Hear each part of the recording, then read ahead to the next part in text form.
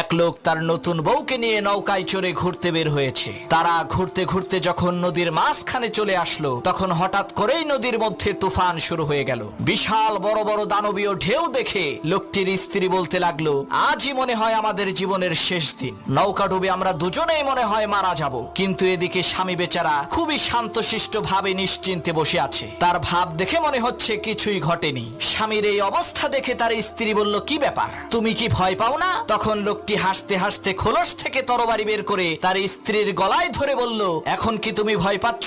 তখন তার স্ত্রী বলল, কি বোকার মতো কথা বলো, ভয় পাবো কেন? তরবারিটা তো তোমার হাতে, আর আমি জানি তুমি আমাকে অনেক ভালোবাসো। তখন সেই লোকটি বলল, ঠিক একই ভাবে এই ঝড় তুফান সবকিছুই আল্লাহর হাতে, আর আমি জানি আমার আল্লাহ আমাদেরকে অনেক ভালোবাসেন।